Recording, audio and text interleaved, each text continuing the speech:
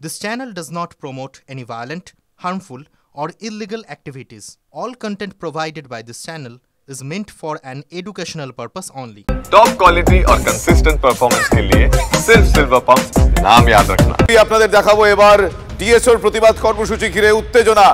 কলকাতা বিশ্ববিদ্যালয়ের college street ক্যাম্পাসে উত্তেজনার ছবি দেখতে পাচ্ছেন এই মুহূর্তে আপনারা।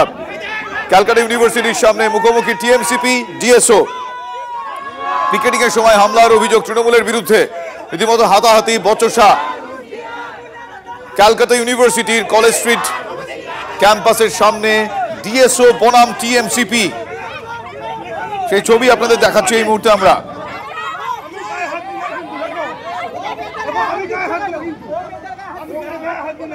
মুসলিম সে হিন্দু হতে পারে, আদিবাসী হতে পারে, অন্য কেউ হতে পারে, তৃণমূল কংগ্রেসকে ভোট দেবে না।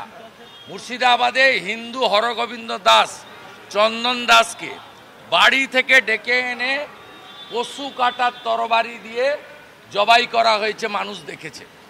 মানুষ দেখেছে গত পরশুদিন রাত্রে রতুয়া মালদার দুর্গানগরে মন্দির নির্মাণকে কেন্দ্র করে হিন্দুদের বাড়ি ঘর কিভাবে লুট করা হয়েছে, জ্বালানো হয়েছে। এর হিসাব 26 সালে राष्ट्रवादी जनगण ने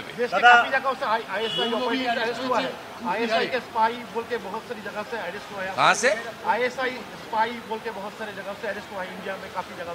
इंडिया का बात नहीं बोलूंगा दादा। इंडिया में तो बहुत अच्छा काम चल रहा है। गुजरात, महाराष्ट्र में, हरियाणा, दिल्ली में जितना भी रोहिंग्या मुसलमान था उसको निकाल दिया और बीएसएफ ने उसको उसका हालत जैसे करना चाहिए था कर दिया, सब घुसा दिया अंदर। ये बंगाल में वोट बैंक का पॉलिटिक्स चल रहा है। इसलिए जो डे बिफोर यस्टरडे अरेस्ट हुआ उसको इमाम भत्ता मिल रहा है, वो मद्रासा का टीचर है। Bengal is not safe. Mamata Banerjee का तुष्टीकरण का राजनीति से बंगाल सेफ नहीं है।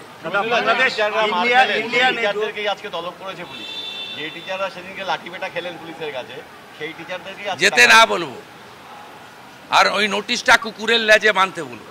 दादा इंडिया ने जो बैन लगाया है बांग्लादेश के ऊपर, बहुत अच्छा काम किया, बहुत अच्छा काम किया, बहुत अच्छा काम किया।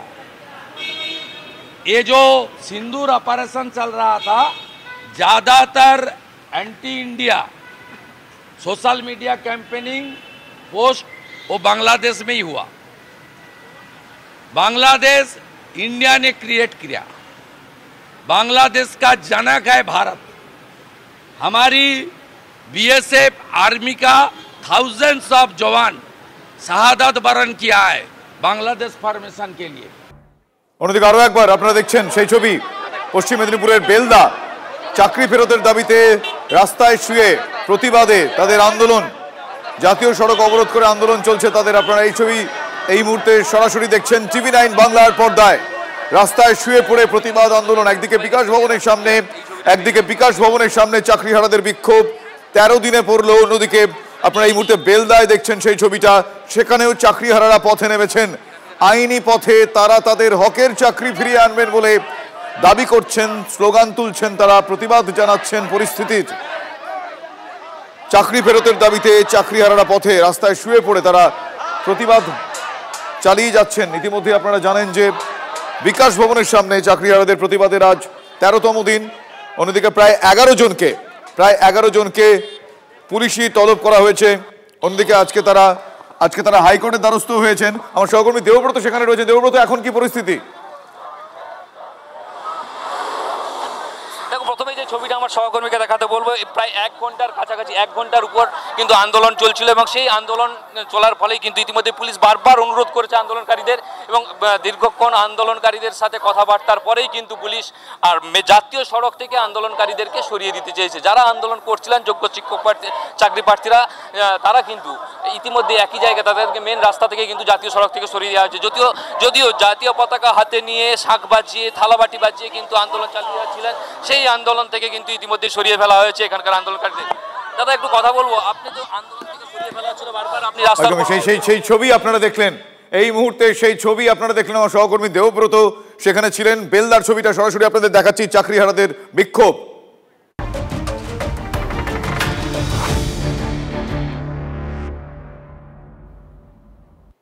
বিকাশ ভবনে চাকরিহারা শিক্ষকদের আন্দোলন ঘিরে তৃণমূল কংগ্রেসের মধ্যে দুই মত।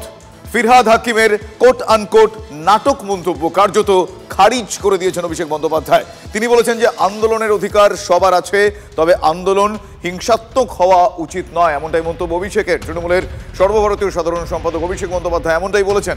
শোনাবো কি বলেছেন তিনি। আমি কোনোভাবে চাই না এই আন্দোলনকে রাজনৈতিক রঙে রাঙানো হোক, কিন্তু যারা আন্দোলন করছে আমার তাদের কাছে অনুরোধ থাকবে যে আন্দোলন কখনো হিংসাত্মক হয় না। আমি কিছু ফুটেজ দেখেছি, আমি কাউকে দায়ী করছি যে জোর জবরদস্তি গেট ভেঙে দেওয়া হচ্ছে। আন্দোলন কখনো উগ্র হয় না, আন্দোলন কখনো হিংস্র হয় না। গান্ধীজি অহিংসার কথা বলেছিলেন, নন ভায়োলেন্সের কথা বলেছিলেন।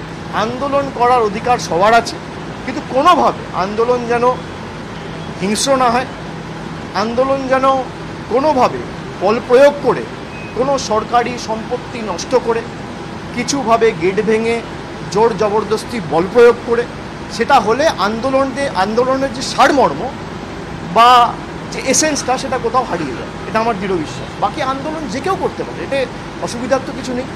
আর সরকারের ইন্টেন্ট পরিষ্কার করেছে। আমরা রিভিউ পিটিশন ফাইল করেছি সুপ্রিম কোর্টে, ম্যাটার সাব জুডিস। বিচার ব্যবস্থার উপর ভরসা রাখুন। আপনারা শুনলেন। এবার আপনাদের শোনাবো ফিরহাদ হাকিমের কোন মন্তব্যের পরিপ্রেক্ষিতে এই বিষয়টা, এই বিতর্ক দানা বেঁধেছে। এক্স্যাক্টলি সেই বক্তব্যটা শোনাবো এবার। বিকাশ ভবনে গিয়ে আন্দোলন করে সেটা বদলানো যায় না।